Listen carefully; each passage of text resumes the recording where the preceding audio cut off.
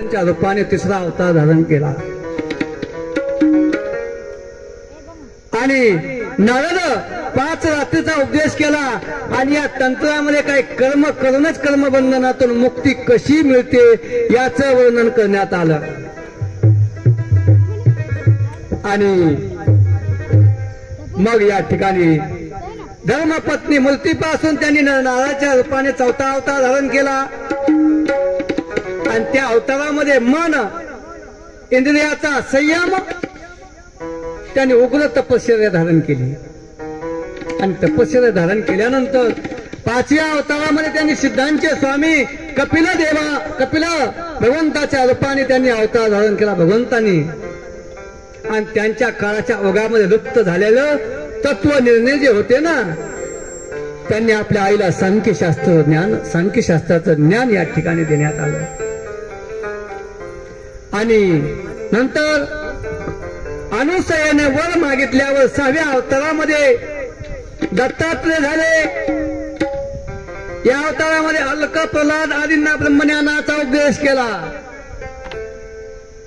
7व्या अवतारामध्ये रुची प्रजापतीच्या आकुती नामक पत्नीपासून यज्ञ रूपानं या ठिकाणी अवतार धारण केला आणि आपला पुत्र यामदेवाच्या स्वयंभू मन्वंतराचं रक्षण केलं आणि भगवंतांनी वर्षभदेव आहेत ना वर्षभदेवाच्या नावी राजाची पत्नी मेरू देवीपासून 8वा अवतार धारण केला। या रूपानं सर्व आश्रमाच्या लोकांना वंदनीय असणारा परमहंस मार्ग दाखवला। या भगवंताने असे अवतार धारण केले। 9व्या अवतारामध्ये पृथक राजा होता आणि त्या अवतारामध्ये त्याने पृथ्वीतून सर्व या ठिकाणी औषधी जे होत्या ना ह्या औषधी उत्पन्न केल्या आणि त्यामुळे त्यांनी अवतार अतिशय कल्याणकारी ठरला भगवंताचा।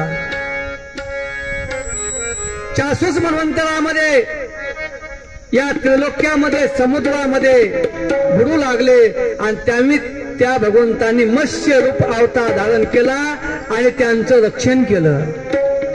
10व्या अवतारामध्ये पृथ्वी रूपी नौकेत बसून वैवस्त म्हणून रक्षण केलं आणि देव आणि दैत्यामध्ये समुद्र मंथन करत असताना 11व्या अवतारामध्ये भगवंतानं कच्छ रूप धारण केलं आणि मंदराचल नावाचा पर्वत आपल्या पाठीवर धारण केला।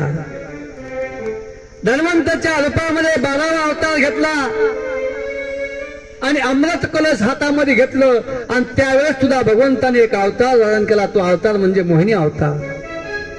दैत्यांना मोहित केलं आणि देवांना अमृत पाजलं। 14व्या अवतारामध्ये नरसिंह रूप धारण केलं आणि असा हिरण्यकश्यपूची छाती फाडून आपल्या नखानं फाडली